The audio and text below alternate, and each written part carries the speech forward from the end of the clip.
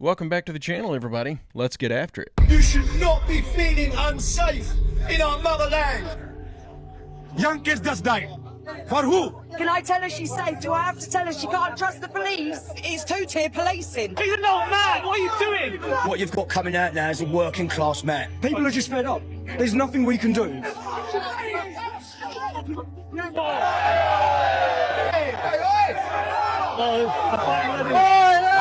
Beers getting thrown everywhere. You know. Well, here come the police. Charlie! Oh, this is really crazy. Oh, he just spotted him right in the head. This is not going to end.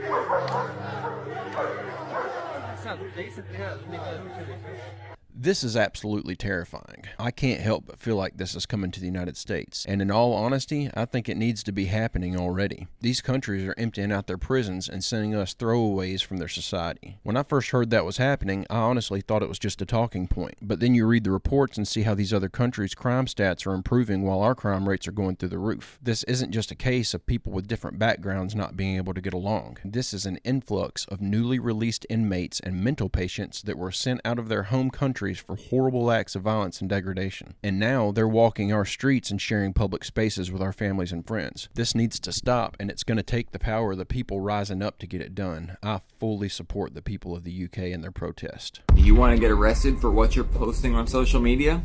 They are literally arresting people in the UK for sharing the riot on social media.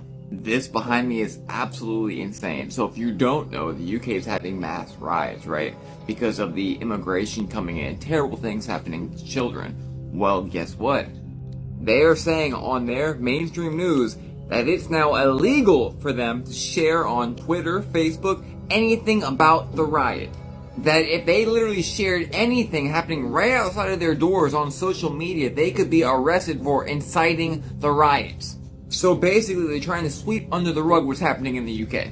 Sounds like Bangladesh. I'm joined by Matthew Thompson now to talk through this. So Matthew, the last point there is crucial, isn't it? Some people might be sharing simply to warn their friends, but it could be considered an offence because they're amplifying this. Absolutely, and that's the key message, is that however you think you're acting innocently on social media, whatever platform it is, you're just sharing something for whatever reason, that could potentially be a criminal offence. And look, it's not an idle threat either, because the Crown Prosecution Service were keen to point out that they've made a number of charges in relation to stirring up of online, one of which this morning was for distributing a recording that could, intending to stir up rage. They are actually already bringing charges in relation to this sort of... And remember the opinions from the people in the UK. They're saying America's like an early stage where they are at right now. Looks like taking to the streets is the only course of action you have in the UK. That certainly sounds safer than posting about the protests on Facebook. Y'all's government is getting out of control with its overreach into normal everyday activities. This is why I think it's important that we stay in America and fight to maintain our Constitution instead of just moving somewhere else and starting over. America is the last country that's going to see stuff like this because of the constitutionally protected right to free speech. I can see them trying to do away with that right every day, but for now, we still have it, and it's absolutely worth fighting for. Without it, we become the next Britain. Have you heard of the plant called Shanka Piedra? Nope. Know that plant breaks kidney stone when they have never seen a kidney, and they've probably never seen a kidney stone, but they call that plant a stone breaker. And when you ask them, I was in South America in the jungle, and I asked them, how do you know that this plant breaks kidney stones? And they say, the plant told me. Yeah, same with ayahuasca. Yeah. And the sugarcane plant. Exactly. Yeah. They take ayahuasca and then they speak to the plant, and the plant told them that breaks kidney stone. Every scientist will tell you this is ridiculous, folks medicine, it's worthless, until they did a study on 20 people and they saw that all the kidney stone fractures into millions of pieces and you pass them without any pain. For me, ancestral knowledge, tens of thousands of people for centuries, is so much more valuable than a study. This is cool because we were talking yesterday about the collective consciousness and tapping into it to gain knowledge from others who came before you. I think this is another example of that happening, and you hear stuff like this all the time. I just think it's so cool that we have this ability to tap into knowledge outside of ourselves and essentially download an update or a file that can help us to permanently alter our reality. This guy drank a tea derived from a plant, then started hallucinating and talking to the plants. Then the plants tell him to make a medicine that literally destroys a physical obstruction in the body. That's absolutely mind-blowing that we live in a reality where that's a real thing. That's magic, and it's real. Wild. Hey, if you're enjoying this video and you like this kind of content, I post a new one just like it every day, Monday through Friday at 3 p.m. It would be awesome if you'd hit that subscribe button and come back tomorrow to join me. Also, don't forget to check out the podcast. We just released a new episode on Monday. The link is in the description.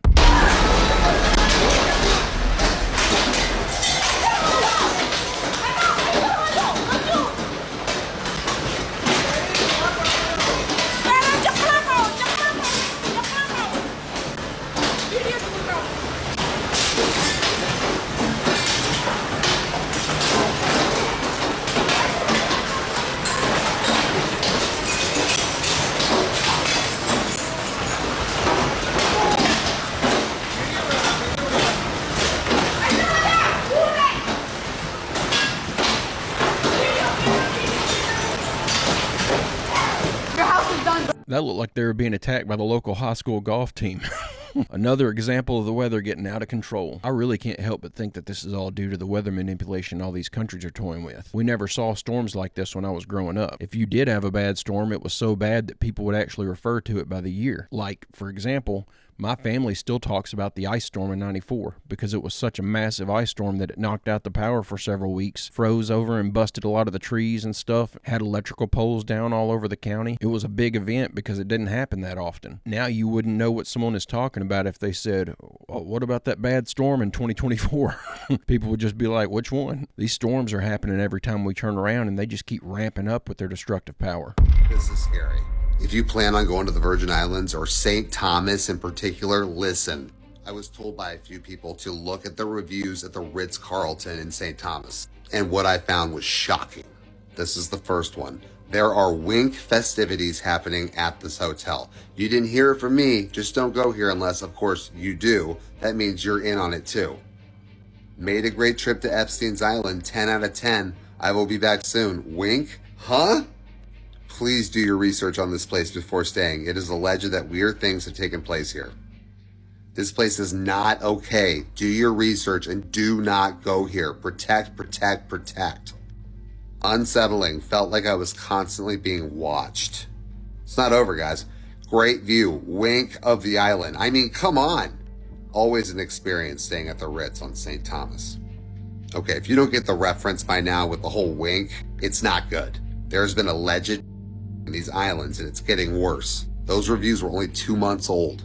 I also find a weird correlation between the word wink and Wink the app.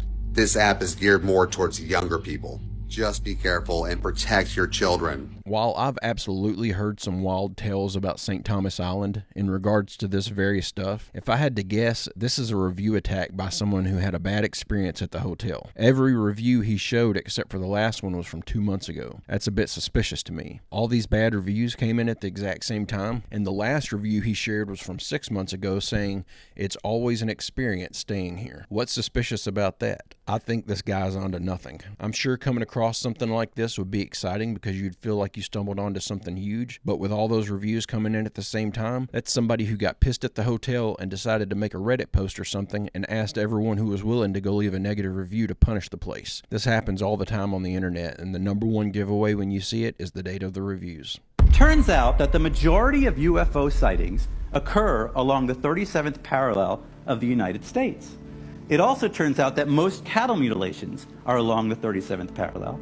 It also turns out that almost all of America's underground military bases are along the 37th parallel of the United States. The Pentagon, Cheyenne Mountain, Fort Knox, all the way over to Area 51. Now, Chuck is investigating UFOs. He starts to have weird run-ins. Now, you would think he's having run-ins with the government because the government used to investigate UFOs in this country. There was something called Project Blue Book. After that, there were 2 other secret projects. But the government no longer investigates UFOs. Turns out Chuck was having run-ins with a private corporation. If you get a copy of an FAA manual that all of our civilian pilots use, and you look through it deep into the writing, what a pilot is supposed to do if they see something in the air, they don't report it to the FAA, they don't report it to their airline because then they will be fired, they report it to Bigelow. Bigelow gets all this information. He sends out paid-for teams of investigators who investigate UFOs. Now, Chuck started having run-ins with them. He didn't really know what was going on. The story comes to a head at Roswell, as all UFO stories do. If you know anything about Roswell, it's very kitschy. You know, you can go there now and eat a hamburger in an alien, UFO-shaped restaurant, or go to the alien ball dressed as your favorite Wookiee. But the reality is the story behind Roswell is fascinating. In 1947, America's first nuclear base was there. It's called Walker Air Force Base. They started to track something coming through a storm in the middle of the night in July. Whatever that thing was hit by lightning and crashed on a ranch in Roswell. It spread metallic debris over 300 yards of this ranch. The metallic debris was covered in weird hieroglyphics. It was made of a material that people couldn't identify. The rancher sees all this crap on his lawn. He calls up the sheriff. The sheriff calls the Air Force Base. They send out a team. The team gathers up the debris and then puts out a press release. The press release from the U.S. Air Force says, "We now have in our possession a flying saucer." This is true. 2 hours later, they rescind their press release. They gather up all the material. They go inch by inch and gather it all up. They put it on a plane. First, they land in Dallas, where they stage a photograph with a radar operator sitting amongst the debris of a broken weather balloon. Now, everyone who was involved in that photograph has since come forward and said it was fake. The person who took the photograph, the person in the photograph, and the person who ordered the photograph. Anyways, the debris was then carted to Area 51, where it is to this day. Now, for whatever reason, the Air Force will not release the files on this crash. These files do exist. For whatever reason, the government will not show us what was at Roswell. I have seen documents which say that it is still to this day unidentified debris. That's very strange. This was a long, long time ago. So anyways, I dove into this story about the 37th parallel, and I have come to believe that there is a very good chance that whatever crashed at Roswell was not from here. As I said, my parents hate me saying that, because the reality is when you talk about UFOs, there's a giggle factor. Everyone assumes you're nuts. A respected sheriff can't look at a UFO or a crash site and say it's a UFO without getting fired. A journalist can't talk about UFOs without hearing X-Files music in the background. And no scientist can look into it, with the possible exception of the people that Robert Bigelow has hired, but we don't know what they're doing with the materials that they find. So I want to leave you with this. The impediments to believing that someone has come here from another planet have actually disappeared. We used to think there wasn't life out there, right? Now we're all pretty sure there probably is. We find an Earth-like planet almost every day. We used to think these planets are too far away, right? But we now know that's not true. Proxima Centauri, which is one of these planets, is reachable by current technology in 40 years. That's not that long. So those two reasons aren't around anymore. The Catholic Church recently put out a weird little edict where they said, if we do discover life on other planets, it will not affect Catholic doctrine. I think they're covering their bases, right? But I think that there is a sea change going on in the opinions of whether or not there's life on other planets and whether or not they could come here. And to be honest, looking at the news that we're seeing every day, if a UFO landed on the White House lawn tomorrow, it wouldn't even be the top 5 strange things in the newspaper today. Anyways, thank you very much. I appreciate it. Thank you. I put this in here because of this talk about the 37th parallel. That crosses Europe, the Mediterranean Sea, the Pacific Ocean, the Atlantic Ocean, North America, and a couple other continents. But it lines up with these underground military bunkers and tunnels in the U.S. It lines up with the cow mutilation accounts, and it covers these vast areas of ocean, which we've seen these things flying in and out of. I don't think these things are all alien crafts. I think that a great deal of them are U.S. military crafts that they've either backwards engineered from a down UFO or something that they've built using advanced technology that we aren't aware of yet. I do think that we have aliens or a secret advanced race living among us, but I think a great deal of these crafts are just the government, and seeing all these sightings line up with the underground military bases is, I think, just another solid piece of evidence pointing in that direction. Hear me out. Because I'm higher than Beyonce's taxes and making sense. Now, I'm not here to cause no existential crisis. I'm just saying, hear me out. You know how video games got NPCs, right? Well, the Matrix video game don't got regular NPCs. They got replica smart NPCs, which just means that it's an artificial intelligence chat box built into them, which means you can converse with the NPCs and they can converse with each other. Now, been on the video game telling the NPCs that they not real and that they just in a video game, which been causing them to have an existential crisis, and they start panicking because they artificial intelligent video game man can't even conceptualize that shit. Exhibit A. This is very overwhelming. I'm not sure what to think or feel right now. Yeah, I mean, you're not really real. That's hard to process. Does this mean I don't exist? You exist, sort of. What does that mean? Am I real or not? It means that, after I close this game, you don't exist. Oh, I see. So I'm only here for as long as the game is running. So she steady asking him questions like, what's gonna happen when you turn the game off? Like, am I gonna die? And I'm thinking like, no, Miss AI lady, you ain't gonna die. You're probably just gonna go to sleep until he turn the game on and want to play with your again, which got me thinking, what if we the game? Now, I know you thinking like, how we the game if we be playing the game, but just because we got the ability to play a simulation don't mean that we not a simulation too, because even our simulations have simulations. When you play the Sims game, them could do everything we could do. On Sims, they could eat, have babies, go down the street, kick it with their homegirls. They could play video games. I seen a Sim playing a PlayStation, which means it's a simulation within a simulation playing a simulation. Now, what I'm saying is, what if the Sims is thinking that they real just because they can play video games? Like, what if they like gotta be real because, you know what I'm saying, look at all we around here doing, we around here building, you know what I'm saying, living. Meanwhile, it's a whole nother controlling that they don't know because they not programmed to know. And we sitting there looking at our Sim crazy because she's sitting there crying and stressing about DCFS coming to take her baby for the 3rd time this week because that's all she know and she think it's real. Meanwhile, we on the other end of the controller laughing because we the one controlling it just for our entertainment. Now, I know I'm higher than Mount Everest right now, but just stay with me. What I'm saying is, if we are somebody else's video game, it would make a lot of sense because we log out every time we go to sleep. Imagine if every time you go to sleep, it's because the person that's playing you through your avatar decided to turn the game off. We ain't even gotta call it a video game. We can call it simulation if that makes you feel better. You ever been so tired, you just so sleep that you just pass out, your body can't even help you, just comatose. Don't turn the game off. And that would explain why we all have to sleep and why some people sleep more or less than others. Because, like, if my person playing the game is a game booty and it never want to log off and turn the game off, then I'm just up all night. I got insomnia. I don't even know why I can't even sleep. It's because that want to be on the game. Or if that sleep a lot, it's because your person ain't even turned the game on. They at the crib reading a book, the game collecting dust. Like, they go from a nap confused, wondering what going on. It's because your player ain't been playing. You got to get on your Zoom. You got to, every day, you got to log on your Zoom. Them first couple seconds that you spend sitting on the edge of the bed when you first wake up, it's the system recalibrating. I'm hot. I'm going somewhere with it.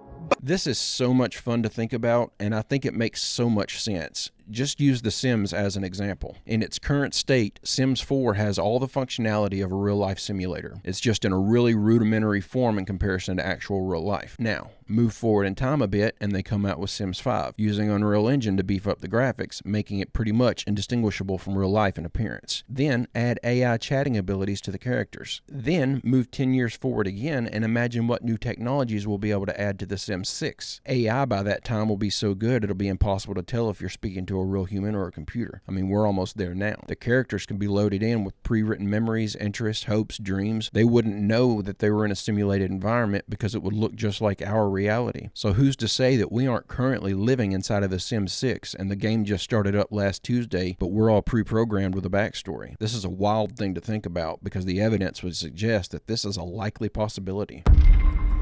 The earliest account is from Sarah Winnemucca, the daughter of Paiute Chief Winnemucca. She published a book in 1883, and in this book she shares a story that was passed down for 5 generations before her. She tells the story of a small tribe of barbarians. In her book she says, "They used to waylay my people and kill and eat them." I had to look up the word waylay, but it basically means to ambush.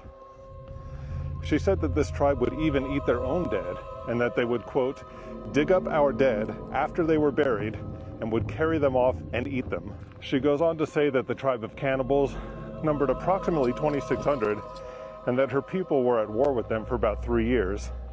During this time, attempts were made to make peace, and the Paiute people tried to get the barbarians to stop eating people like coyotes, but they refused.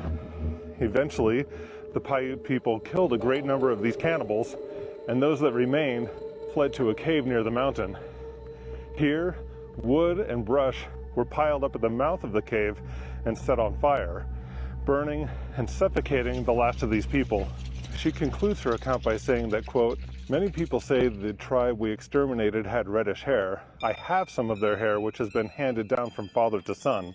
I have a dress which has been in our family a great many years, trimmed with this reddish hair." I just wanted to share this because I think that the tales of the Native Americans are the closest thing that we'll ever get to answers on if there were actually giants or not. And I absolutely 100% believe that there were giants at one point. And I think there may still be some hiding out in caves in some of these third world countries, because we still occasionally get a wild story coming out of Afghanistan or somewhere reporting an altercation between locals or military and a red-haired giant. And the details in these stories almost always mentions red hair, like it's an unwritten rule that all giants have to be described that way. But if you aren't someone researching this phenomenon and you're just some sheep herder out in the mountains of Afghanistan, you're not going to know to add that detail if you're making up a story about a giant attacking your village. That, to me, makes these stories much more credible. You also have the reoccurring detail of 6 fingers and toes on a giant, which again is something that you just wouldn't expect to find in a bunch of stories that were made up by people from all walks of life, from all these different countries, from all these different time periods. The following footage was captured in Vancouver Waters in Canada. Now, the woman who actually captured this was sitting on a train when she looked out over the water and noticed something moving against the current extremely fast. Definitely not a whale, but as she's recording, she captures a glimpse of this unidentified creature. But the question is, what is it? Could it be a submarine? Are there submarines in those specific waters? Or is it something else? Take a look at this footage and tell me what you think.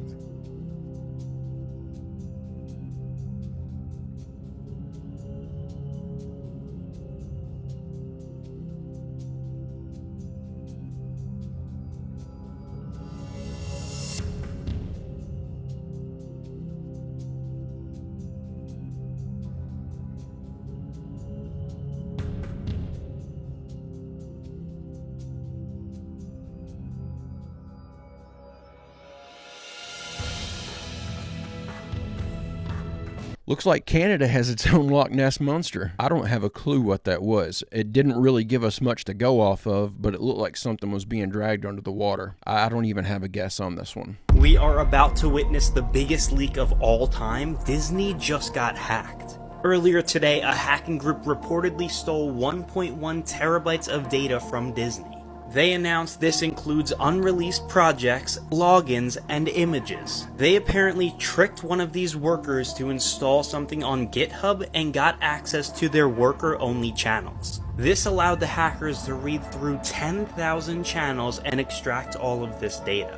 I can't even fathom the amount of things that are about to come out. Disney owns so much. They have their own brand, Pixar, Marvel, Star Wars, National Geographic, not to mention everything they have now after the Fox merger. The amount of unreleased and unannounced projects from all of these IPs that are about to get leaked is crazy to think about. And all of this comes before San Diego Comic-Con and D23. I am expecting both of these panels to get shifted around or changed as these leaks come out. If the whole MCU's future get leaked, what's the point of even displaying anything at San Diego Comic-Con? I'm expecting almost finished or fully finished movies and TV shows to get fully leaked. With how many IPs Disney owns, they schedule releases so nothing overlaps. The most recent big leak was Insomniac Games, where they had 10 years of development leaked. This included 10 years of games leaked, and some of them, like Wolverine and Spider-Man 3, were playable. The Disney leak was a little bit smaller but almost the same size, so just think about the amount of things that are going to leak. As exciting as this is for us, a lot of Disney employees now have their data exposed on the internet, which is very, very scary. Drop a follow for when this leak goes public. I will be breaking all of it down, and let me know down in the comments what you're expecting to see. Ha ha ha. It couldn't have happened to a better company. I absolutely love this. I think it's time for Disney to be put out to pasture. They're no longer the family-friendly company that puts out movies made for kids. They're just another Hollywood entity putting out propaganda. They're openly breaking the law with their hiring practices, and they think they're above the law of the land in the United States. I'm happy to hear this news. This brightened my day a little bit. You are all dead, and not one of these people are real. And we now actually have proof. This shows the scariest mysteries and theories from around the world. From the ones you all know about at the top to the darkest of the dark at the bottom that will literally change your life. And of course in this series we're going from the top to the bottom. This one will trip you out a lot, especially when you see the new evidence. Simulation theory has been a huge talking point for God knows how long. What is life? Do we live in a simulation? Are there people controlling us? Now the scary thing is there is more evidence to suggest that we are in a simulation than not. So think about the development of AI and technology nowadays. It is so advanced. To the point where there is self-aware AIs now that you can program something to feel like it is real. And there are even certain games where there are self-aware AIs that might even not realize they're in a game. And as this goes on, it's going to get more and more advanced to the point where AI will be living in a universe that they think is completely real, but is controlled by us.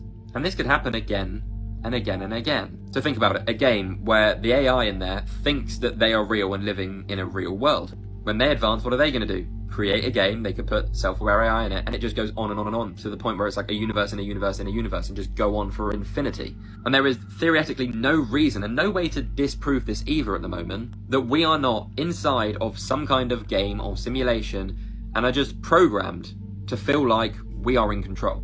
Now, this guy is James Gates. He's a theoretical physicist and is extremely smart. He's a lecturer and everything. And what did he find? He found actual binary code embedded into our own reality, thanks to the help of something called string theory, which I'm not going to go into. Now, binary code is only found in computer softwares, games, technology, which there is no reason how or why that would be in our universe, but it is.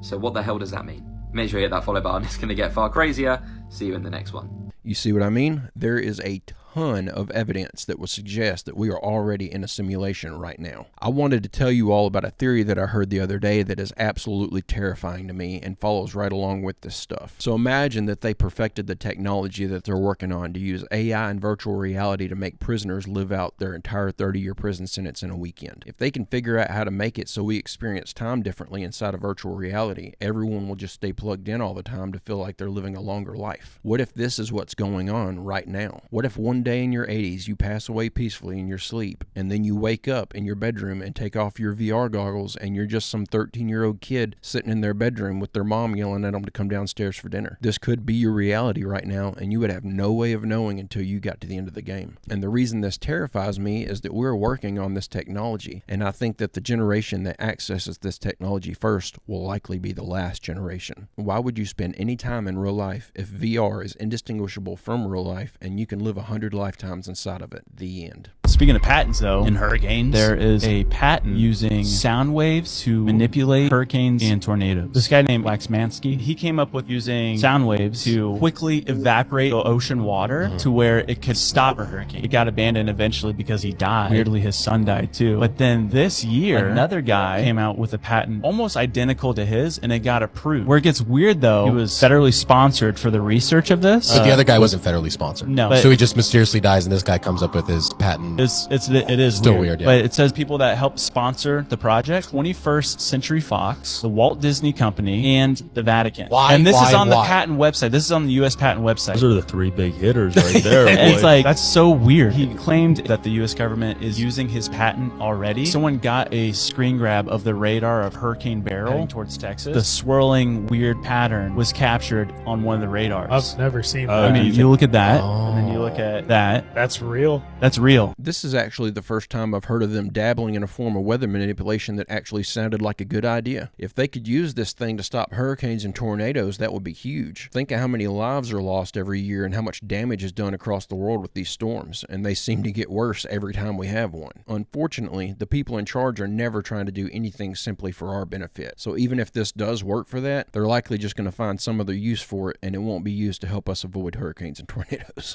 I actually had my wisdom teeth removed when I was 20. I had no idea. The insurance company had a $5,000 reward for removing my wisdom teeth. And then I learned about how your wisdom teeth are connected to your heart. So there's actually no reason to remove the wisdom teeth. They actually just pull them out so they could get from the and then mess with your meridian line, which if you think of wisdom, you think of your brain, and then the wisdom teeth are also connected to your heart. So a lot of times when people get their wisdom teeth removed, they actually start developing heart issues. See how this goes? The meridians of the wisdom teeth are connected not only to the brain, but also to the heart. So then people start developing heart issues and then can't figure it out, but it was because they had a procedure in which was never supposed to happen, never needed to happen. And remember, the dentist industry is a break-off of the industry. They're fluoridating people's mouths, taking teeth out of them, x-raying them, and all of your teeth are meridian lines. So if you mess with those meridian lines, you mess with all the pathways of the body. I've never heard this before, but oddly enough, I had to get my wisdom teeth removed because they were growing in sideways and pushing against my other teeth. And after I got them removed, and I don't know that this is related, but I thought it was a very odd coincidence after seeing that clip. I started having these crazy cold spells where it would feel like someone was splashing ice water on the inside of my body, and it would just happen out of nowhere. I had to go see multiple doctors to see what was going on, and while I was going through all that, they discovered that I had an irregular rhythm to my heartbeat. I've been to the doctor over and over my entire life, and I've never had that problem. It just popped up out of nowhere. Again, I don't know that this is related, but this is what I thought about immediately when seeing this clip. It could be that getting my wisdom teeth removed, which absolutely had to be done, could have caused me to develop an irregular heartbeat. I just thought that was quite the interesting coincidence. Black and white unite. Let me say that again. Black and white unite. The mainstream media want you to believe that there is a race war on the streets of Great Britain. There simply isn't. There is a hell of a lot of people that are disgruntled, saddened and upset by the illegal invasion of people coming over on their dinghies that subscribe to a radical leg of an ideology, and they bring that ideology with them, and they milk the teat of our system, and they exploit our generosity, and they commit atrocious crimes, and we are put second best in our own country. That's what people are objecting to, not the colour of your skin. So please do not be fooled by that. Do not be weary of people of a different colour. That's not what it's about. That's not what it's about. Black, white, brown, it makes no odds. We're all in this together, and I'm sure we all want the same outcome. Peace, harmony, and love amongst us all. But it's got to be fair. If you're a piece, you're a piece of, irrespective of your skin colour, because it's your attitude that controls your altitude. So please, people of different race, pull together and do not believe that there is a race war on the streets because the mainstream media tell you that. It simply isn't true.